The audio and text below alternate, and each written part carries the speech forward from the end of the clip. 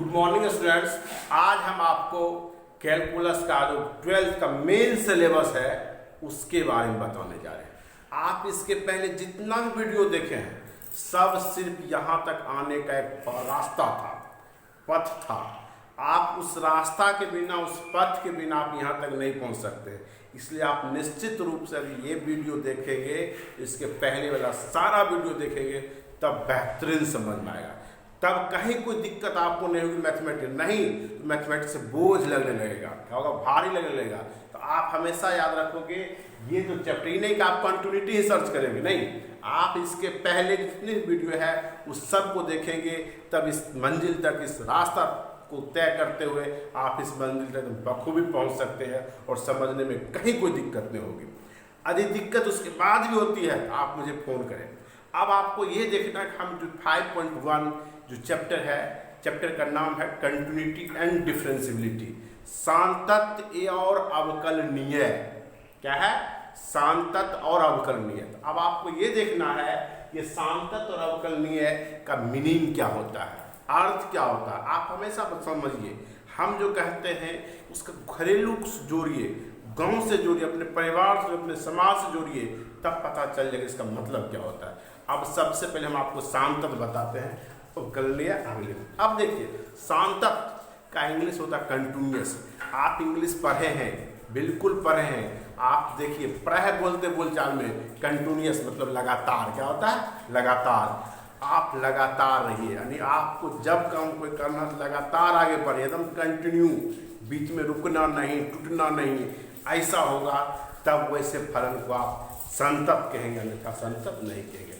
अब आप देखिए, हम यहाँ लिखे हैं कंटिन्यूटी का मतलब होता है संतत या क्या होता है? लगातार। क्या होता है? संतत या लगातार। अब आपको ये देखना है ये संतत क्या है, लगातार क्या है। इसको थोड़ा सा आलेख समझाते, ग्राफ से समझाते, ग्राफ क्या होता है। जैसे आप देखिए, याद रहेगा संतत और लगातार।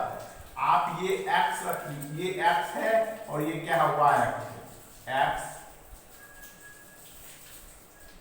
अब आप देखिए, ये है आप फलन। आप 10th में जो है लीनियर इक्वेशन पढ़े, रैखिक समीकरण या द्विघात समीकरण या त्रिघात समीकरण। 10th में सभी का जितने भी समीकरण होते हैं उसका कहीं न कहीं ग्राफ खींचा जा सकता है।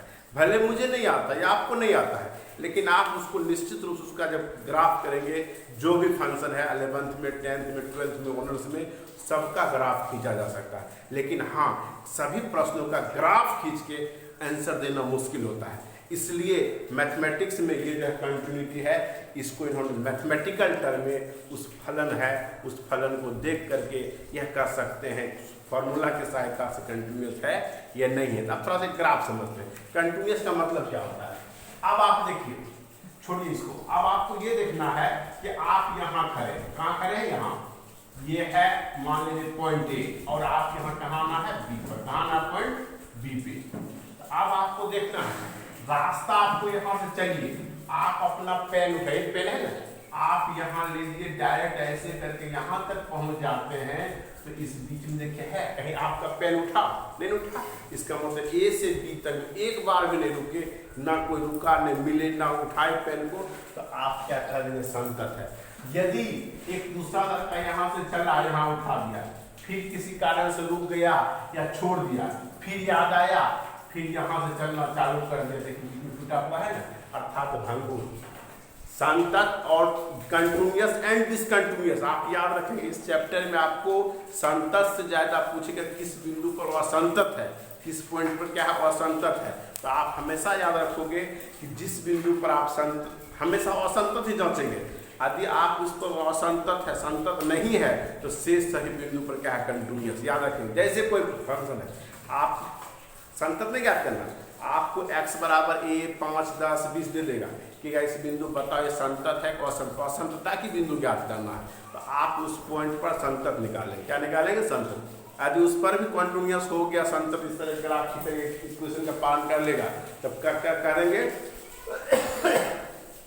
वह फलन संतत है, अन्यथा उस बिंदु सभी बिंदु पर संतत है, अन्यथा उस बिंदु को छोड़ के से सही बिंदु पर क्या है संतत है। याद रहेगा संतत समझिए मीनिंग। आप जहां से चलिए लगातार चलिए, बीच में कभी मत रुकिए, या कोई कलम खींची उठाइए एक बिंदु से दूसरे बिंदु तक लगातार चलते बीच मत कहीं उठाइए, उसको क्या कहते हैं संतत। कहीं कोई दिक्कत? आप देखिए अब आपका परिभाषा इसका क्या है परिभाषा क्या है?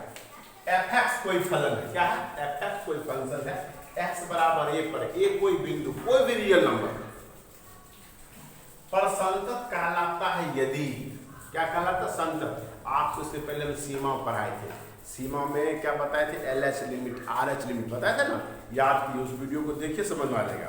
तो हम परिभाषा से क्या लिखे हैं LH लिमिट बायां पक्ष सीमा, RH लिमिट दायां पक्ष सीमा, एट ए पॉइंट, एट मतलब पर ए यानी इसी बिंदु पर फलन का मान, ये तीनों का मान यदि बराबर है तो कहेंगे हाँ बेटा नहीं। अब देख समझ ग्राफ से ये फलन है f है, यहाँ x बराबर a पर जांचना है संतत है या नहीं है। सोचिए मेरी बात क्या हम कह रहे हैं, यदि यहाँ जांचना है लगातार है या नहीं है।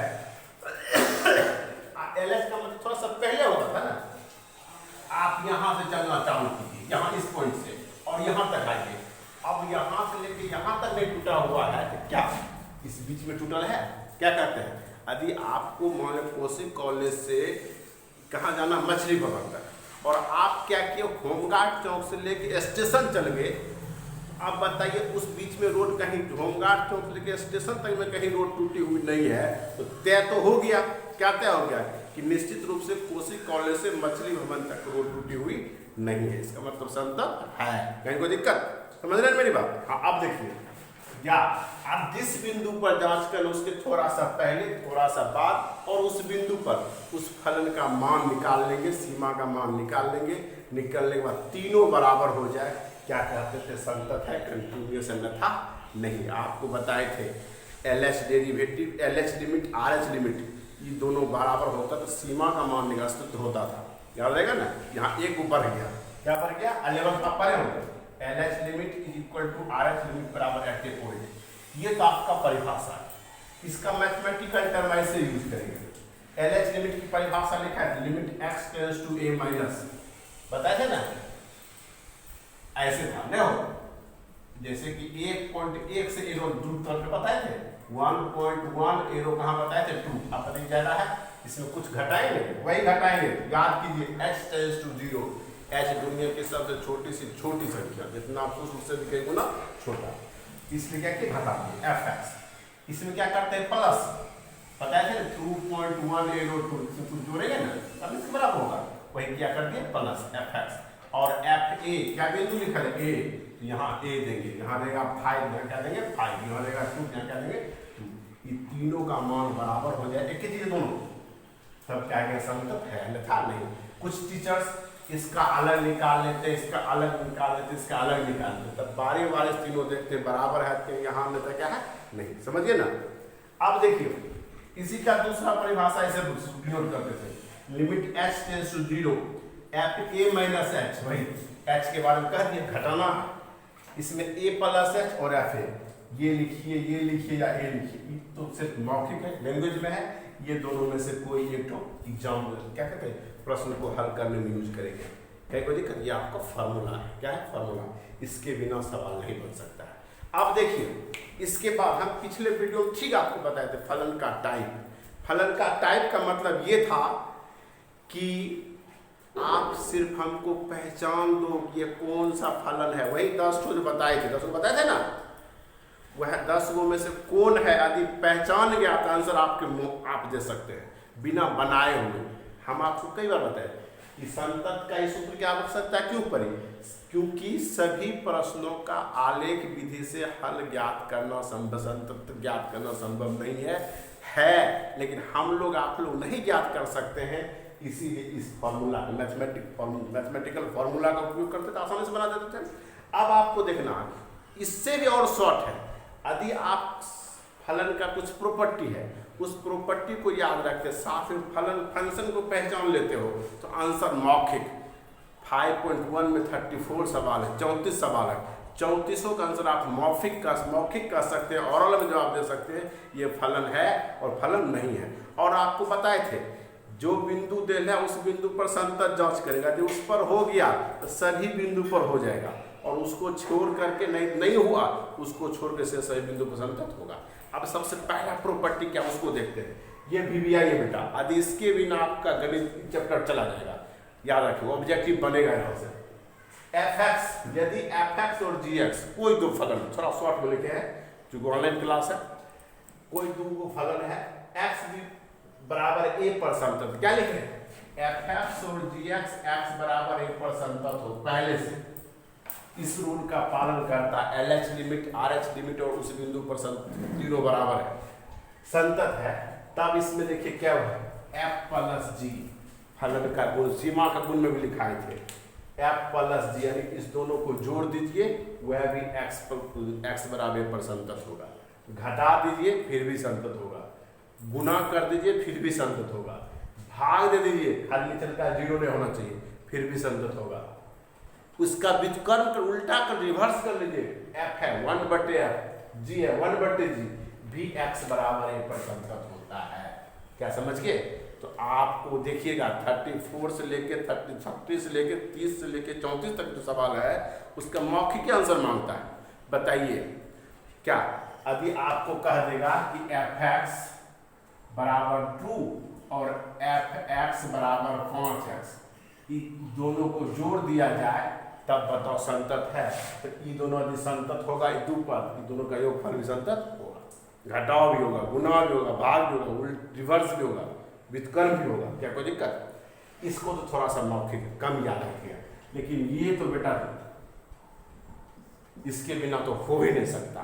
आप देखिए क्या क्या लिखे, अच्छा बताया था ना पहला फलन तत्समक बहुपद मापांक चर घातांकीय साइन और कॉस। अच्छा 1 2 3 4 5 6 7, ये जो 7 है कितने 7, ये 7 क्या लिखे हैं फलन सभी बिंदु पर संतत होते हैं। आंख मूंद के कुछ भी लिखल है 2 पर 10 पर 100 पर 500 पर 30 डिग्री 40 डिग्री 50 डिग्री माइनस में प्लस में सब बिंदु पर कंटिन्यूस होगा, ऑब्जेक्टिव बन जाएगा। सिर्फ आपको क्या करना है, ये पहचानना है क्या होगा। जैसे fx = 2, याद करो ये कौन सा फलन है, अचर फलन है, इसके बारे में पूछे बताओ कि x बराबर 5 पर संतत है, तो आप क्या कहें हाँ सर होगा, क्योंकि कहिए रहा है क्या सही बिंदु पर संतत है। नहीं बताए थे gx बराबर 5x बहुपद फलन है, कौन सा फलन है बहुपद फलन है, सही बिंदु पर संतत होगा। क्या कोई दिक्कत? समझ गए ना? तो अब आपको इसको भूलिएगा, तो इसको भूल गया समझ कंटिन्यूटीज खत्म। ये 7 है, ऑब्जेक्टिव बनेगा कौन कौन याद रखिए, अचर तत्समक बहुपद मापांक कॉस साइन और चर घातांकीय, ये सातों दुनिया के सही बिंदु पर संतत होते हैं। आंख मूंद के जो कहेगा आंसर में सही है। उसके बाद देखिए तीसरा और मोस्ट VBI, दोनों VBI परिमेय महत्तम पूर्णांक फलन लघुगणकीय, ये 3 जो याद रखना। कौन कौन? Rational, greatest integer function, logarithmic function, ये तीनों। उसके बाद ये 10 ठो आराम से याद हो जाएगा। ये साइन कॉस के अलावा त्रिकोणमिति 4 बचता है ना, टेन कॉट सेक कॉसेक और प्रतिलोम त्रिकोणमितीय सब 6 गो, sine inverse cos inverse tan inverse cot inverse sec inverse cosec inverse, यानी 6 4 10 3 13, ये 13 क्या होता है अपने अपने प्रांत पर संतत होता है। क्या उस पर संतत होता है? प्रांत पर, यानी x का जो मान रख सकते हो उस पर संतत होगा, से सभी बिंदु पर संतत नहीं होगा। क्या समझ गए? आपको हमेशा ये जो थ्योरी है इसी में से जांचना है किस बिंदु पर संतत है किस पर असंतत है। अब प्रश्न में मैक्सिमम प्रश्न में याद रखोगे एक्सरसाइज में कि असंतता की बिंदु पूछता, डिसकंटिन्यूअस पॉइंट पूछता कहाँ होगा, तो आपको प्रश्न लाना है, उसमें जो पॉइंट दिया हुआ है उस पर आप कंटिन्यूअस चेक करेंगे। कंटिन्यूअस चेक करने के बाद यदि डिसकंटिन्यू नहीं बराबर हुआ, वही LH लिमिट RH लिमिट उस बिंदु पर तीनों का मान बराबर नहीं हुआ, कह देंगे इस बिंदु पर असंतत है, डिसकंटिन्यूअस है, से सही बिंदु पर क्या है कंटिन्यूअस है। कहीं कोई दिक्कत? और ये दोनों 100%, दोनों को भूलना ही नहीं है। भूल गए तो झूल गए, याद रखना। क्या बता ना गाँव में कि भूल गए तो झूल गए, आप भी झूल जाइएगा। नहीं तो यदि आप इस तीनों पॉइंट को याद रखते हैं तो 1 से लेकर 34 तक आप निकालिए, मौखिक प्रश्न बन जाएगा। RMS क्लास मैथमेटिक्स के नाम पर आप दिक्कत है, याद रखेंगे, याद समझ गए ना, इसको नहीं भूलना है। और कोई दिक्कत, अगले वीडियो हम इसका सॉल्यूशन 1-2 एग्जाम्पल लेंगे, तब आप आराम से बनाएंगे। धन्यवाद।